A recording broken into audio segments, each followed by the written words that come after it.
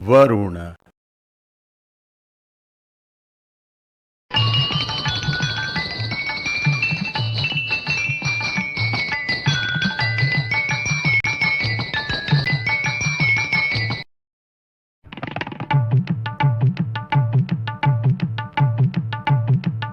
Mandalam 1, Suktam 24A. Rishi, Shunah shepa ajigarti. Devata, Prajaapati. Agni. Savitr. Varuna. Chandas, Gayatri. Trishtubh.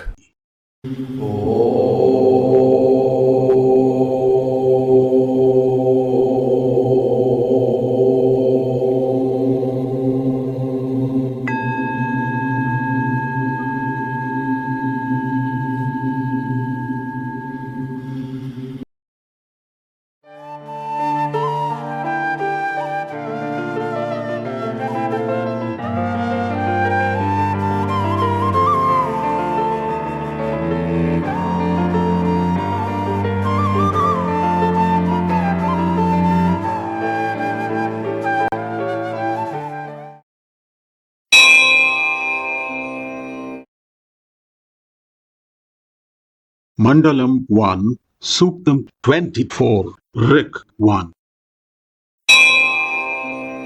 तस्य नूनं कदमस्यामृतानां मनामहे चारु देवस्य नाम को नामह्याधीतये पुनर्दात् पितरम् च दृशेयम् मातरम् च. Whom now?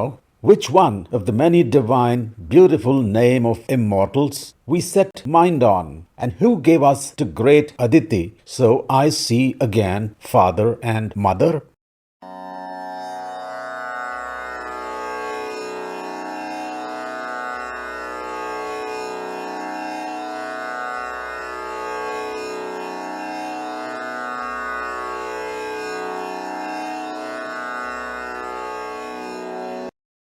Particle pair production and a legend. This verse is said to be dedicated to Prajaapati. The appellation is used to refer to Brahma and his 10 mind-born sons, who are considered progenitors and masters of all creation. The verb root prajan translates as to come into existence, and when used as a noun, its nominative singular case is expressed as praja. Pati translates as master.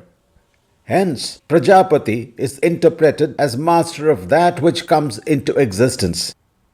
Now, Brahma and his mind-born sons stand at the apex of the creation pyramid. Considering the current understanding of contemporary cosmology, the first thing to appear as an object of duality from the unknown singularity was a point of plasma which inflated instantaneously to enormous proportions and immediately started to break down into fundamental forces and particles. Corresponding the two streams of thought on the advent of the universe, Brahma correlates to the point-sized ball of plasma and his mind-born sons to the fundamental forces and particles of the presently accepted standard model of quantum physics. One of the fundamental particles is a photon representing light, zillions of which pervaded the universe in every direction. It is said that the collision of two high-energy photons in the vacuum of space create pairs of charged particle and antiparticle. This is called Bright-Wheeler pair production. Also, intense electric and magnetic fields, such as those around black holes and neutron stars, can break down vacuum spontaneously, resulting in particle pair production. Particle-antiparticle pairs, so created, have an ephemeral lifespan and quickly recombine to form photons again in the first instance and vacuum in the second. However, within the ephemeral span of life, if one of the pair is pulled into the black hole and the other escapes into space, both continue to exist as independent entities. The one that was pulled into the black hole radiated out of it and called Hawking radiation. Since this possibility exists only in the second instance of pair production, we focus on this for further thought. This verse and the next are attributed to a legend associated with its composer Shunashepa Ajigarte, which goes thus. Shunashepa, son of a rishi, is sold for 100 cows by his father to a king as a victim for a human sacrifice. He meets sage Vishwamitra near the lake Pushkara and learns a prayer which, when repeated at the stake, induces Indra to come and set him free. Aitreya Brahmana has this legend that Raja Harishchandra, who had no sons, worships Varuna to obtain one and promises to sacrifice to Varuna his firstborn. He begets a son named Rohita. When Varuna claims the son, the king delays the sacrifice using various pretexts until Rohita attains adolescence. When Rohita is told of his father's commitment to Varuna, Rohita refuses to submit himself and moves into the forests. In the forest, Rohita meets Rishi Ajigartha, who is in great distress. Rohita persuades the rishi to part with his second son, Shunashepa, to be substituted for Rohita as an offering to Varuna. The deal is struck and Shunashepa is about to be sacrificed. On the advice of Vishwamitra, the officiating priest, Shunashepa appeals to the gods and is ultimately liberated. This prayer is uttered by Shunashepa when bound to the stake as the sacrificial offering. If one were to correspond the characters and happenings of this legend to the particle pair production near a black hole with both particles of the pair escaping annihilation, the following correspondences appear. Rohita is one of the particle pair that escapes being pulled into the black hole of death. However, Shunashepa, the other of the particle pair, who has a near-death experience but comes out of it confused, wondering who his real parents are, whether the ones who caused his birth, sage Vishwamitra and the prayer that saved him from certain annihilation, or those who gave him a new identity. This parallel between the legend and description of pair production and annihilation in cosmology is made for two reasons. The first is that this verse is dedicated to Prajaapati. Only Brahma and his mind-born sons are known by this appellation, and the hierarchical position in the sequence of creation can be corresponded to the coming into being of fundamental forces and particles. The other is that Vedic thought, as has been repeatedly mentioned, has this penchant for personification of entities and processes of nature and their interaction in terms of those of humans for the purpose of easy and widespread dissemination of knowledge. As an expression of truth, the verse perhaps describes pair production that mostly results in annihilation of the pair, but occasionally the two continue their independent journeys with appropriate consequences.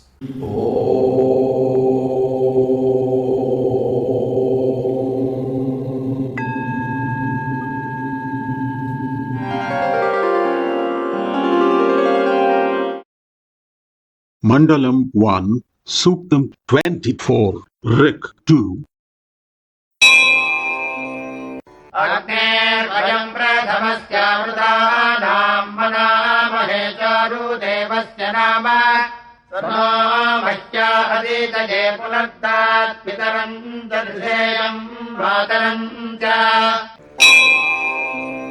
We set mind on beautiful name of first divinity from immortals. He gave us to great Aditi, so I may see again father and mother.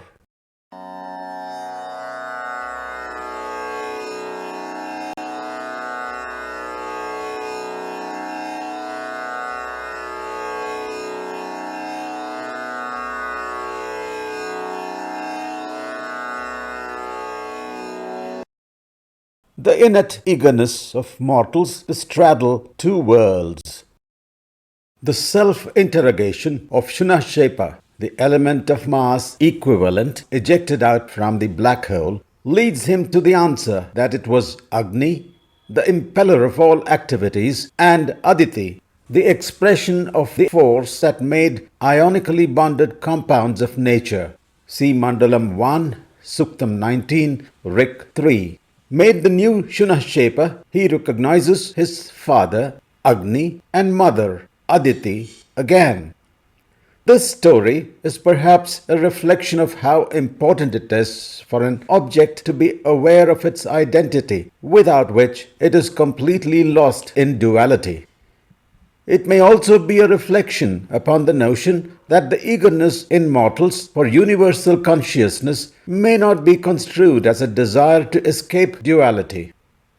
It rather is an effort to be conscious while being within the bounds of duality. Grading our achievement against those of others defeats the purpose. Our achievement is unique and like no other, just as everyone else's is, and reveling in it and in those of others is a facet of the mentioned absoluteness.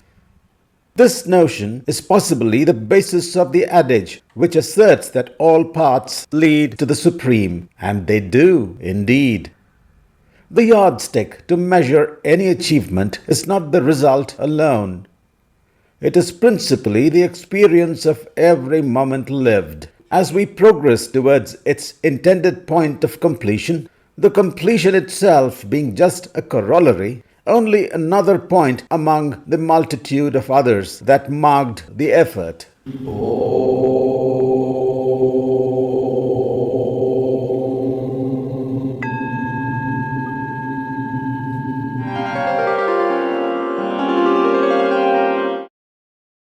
Mandalam 1, Suktam 24, Rik 3.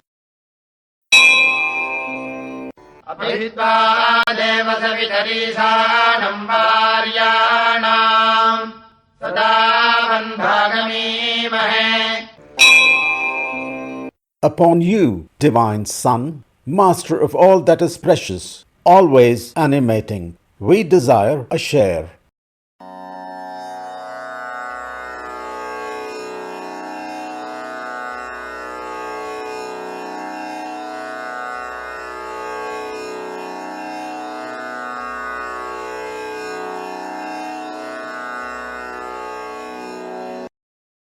Shapes and functionalities. Diversity is the hallmark of duality. Mortal minds being established upon a physical infrastructure, anything that is imagined as materially possible by the mind is certain to be expressed at the appropriate time. Conversely, if the mind does go beyond material possibilities, wisdom kicks in to moderate it and keep it within bounds, or at least, as the saying goes, separates the grain from the chaff. Singularity, on the other hand, shuns diversity and embraces unity. Together, they present the distillate of existence, with the theme of unity in diversity pervading its every expression. Shapes of physical expressions in duality reflect their functionality. A conical or pyramidal form represents the mentioned expression of unity in diversity. Most places associated with spiritual contemplation are shaped thus, with the apex of the cone or pyramid pointing radially outwards in the general direction of the concept of heaven, which is correlated with outer space, emphasizing the fact that a good grounding on the ways of duality is a necessary prerequisite to explore, understand, and achieve the state of singularity. It is also the function of a place of spiritual contemplation.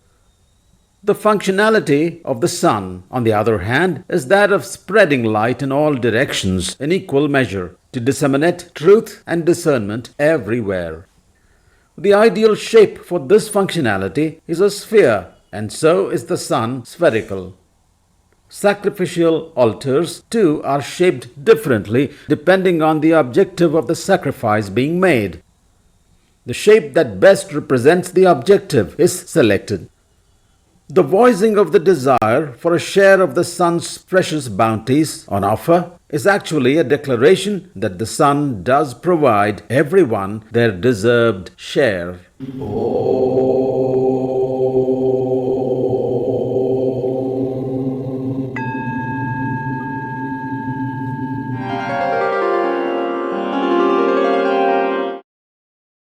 Mandalam 1, Suktam 24, Rik 4. यश्चिद्धिता युत्था भगस्तसमानः पुराणिनः अद्वेनो हस्तायोर्दधे. For he who is the animating principle of life, those omnipotent zealousness, indeed secure from being censured, free from hatred, was held in both hands.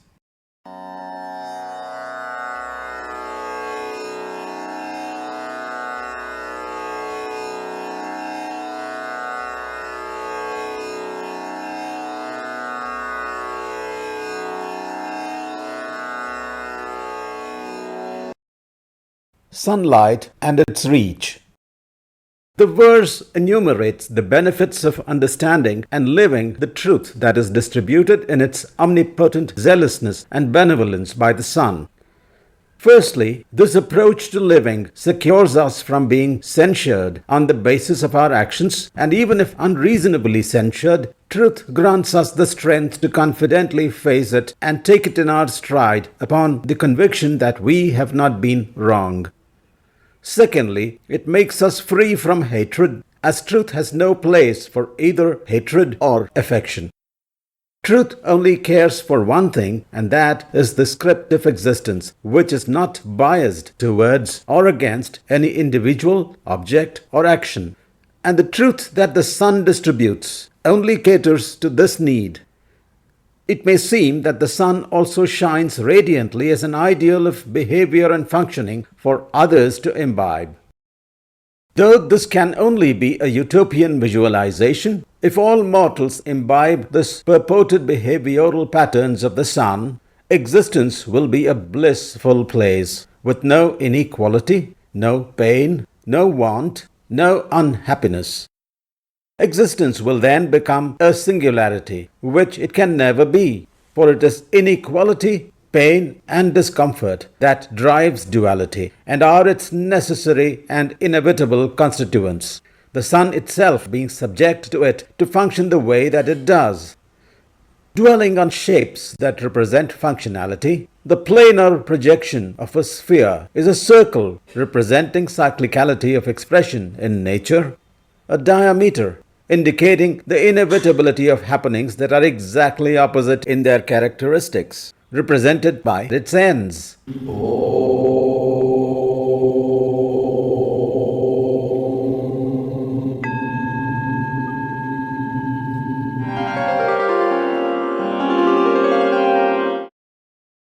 Mandalam 1, Suktam 24, Rik 5.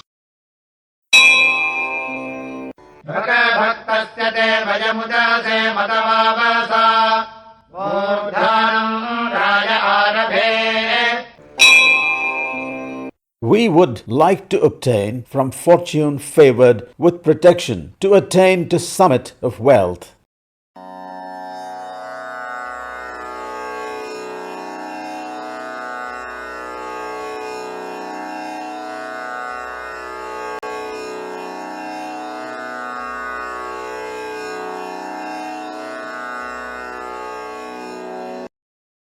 Choice by design. In a verse composed according to meter, particularly the Gayatri meter, which is the shortest of them all, with 24 letter positions as triplets of 8, every letter position has great significance, as much meaning as possible packed into it. Condensing information for a tweet during the early days of Twitter was no big deal at all, considering that it provided 140 characters line space, which is almost 6 times greater than that provided by the Gayatri meter. No wonder that Vedic composers resorted to all manner of intellectual gimmickry to frame their thoughts in cryptically precise expressions. An interesting observation on the part of the composer in this verse is his referral to seers as fortune favored that makes their attainment of the wealth of knowledge, discernment, and consciousness a product of design. It is perhaps one of the few instances where the role of providence in the workings of the universe has been explicitly alluded to, though this possibility has been hinted at other instances.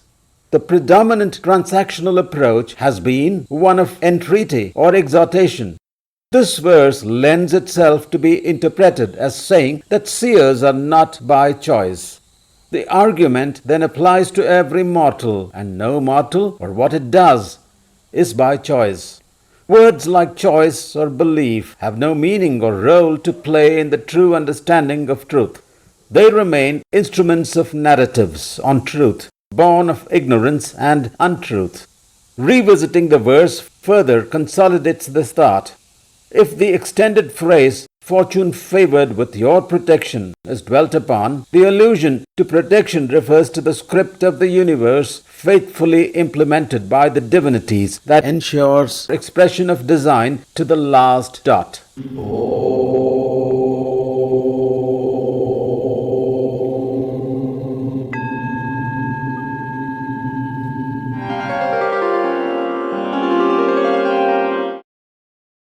Mandalam 1, Suktam 24, Rik 6.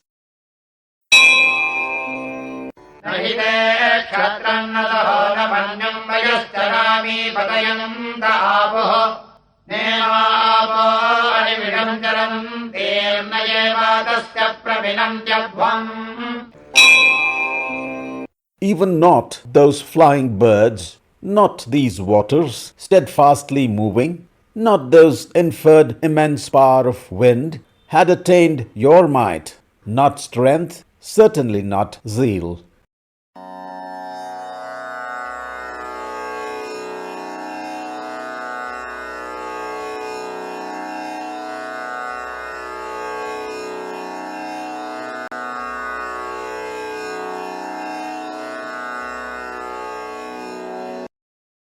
Varuna, the strict and austere upholder of truth. Might, strength, and zeal to achieve a purpose fosters well-being of most, if not all, beings, when the purpose is universe-centric and adheres to truth. If not, it leaves behind in its wake suffering and disharmony, and harms the mighty, strong, and zealous individual as well. Varuna, the divine arbitrator, judge, and dispenser of justice, has these characteristics, and aided by the wisdom that is as vast and deep as the oceans he represents, is visualized as a strict and austere adherent of truth, ensuring proper and adequate recompense, both adverse or auspicious to mortals, according to the manner in which the bounties granted to them by nature is made use of. It does not matter which assumed standard of mortal expression we use, choice or design, to assess Varuna's work. In all situations, they are identical. He is immune to the centricity of perception, his yardstick for judgment being adherence to truth alone.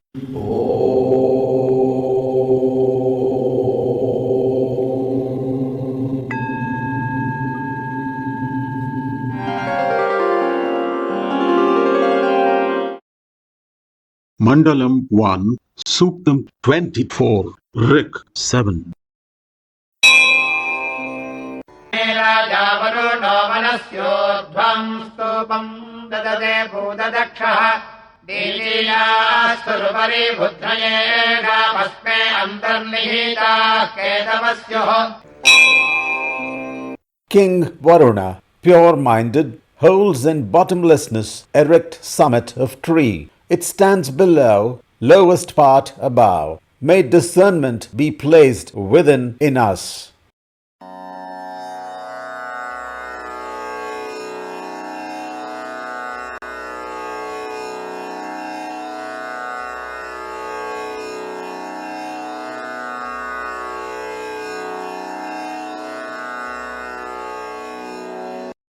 The winding road to spirituality. A representative of thoughts in mortals is a tree that is born from a seed and grows to become a web of branches and leaves, finally bearing fruit at its apex. Similarly, an aspirational thought germinates, impelled by an external spark that grows in complexity until it leads the thinker to the fruition of the aspiration.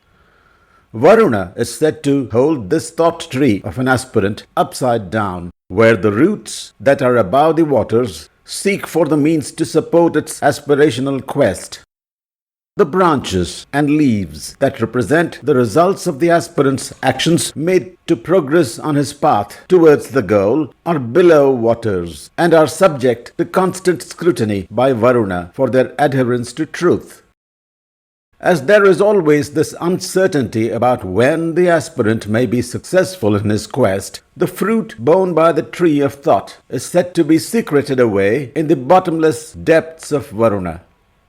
Only after having satisfactorily negotiated Varuna's severe scrutiny does the aspirant have the pleasure of tasting the fruit. This is a metaphorical description of how rigorous the journey to spirituality can be.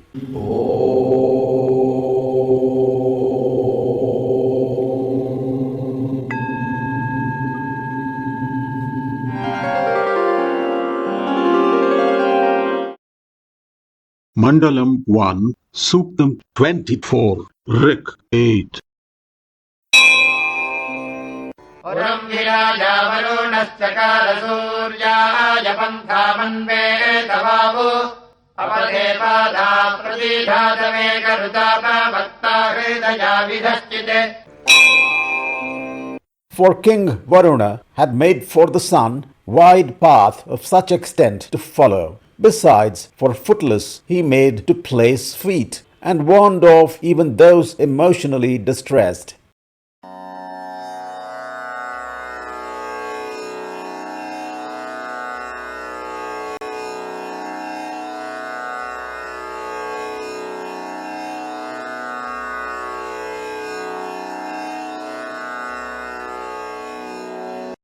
Varuna, tilt of the earth's axis, and the wide path of the sun. The locus of the sun's path across the sky every day is an arc from the eastern horizon to the western. This arc shifts northwards between the winter solstice and the summer solstice, and southwards between the summer and winter solstices. The two arcs corresponding to the two solstices subtend an angle equal to the angle of the tilt of the Earth's axis to its orbital plane that defines a wide path in the sky, within the boundaries of which the sun's daily sojourn happens annually. This is the truth that the sun scrupulously follows. Contemporary science earlier surmised that the tilt of the Earth's axis was caused by an asteroid hit.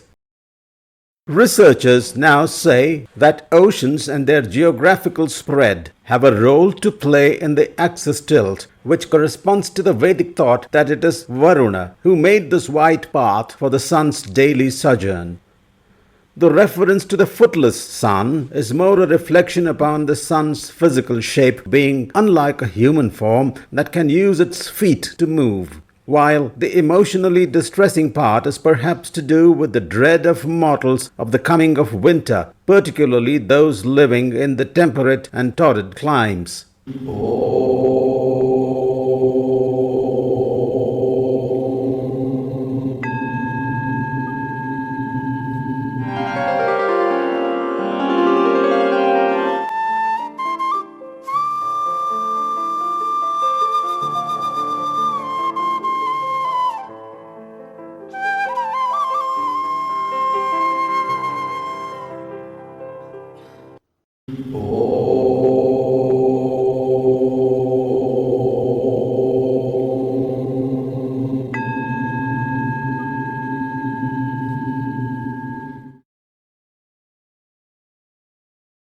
If you found this video informative and relevant, please like and share it.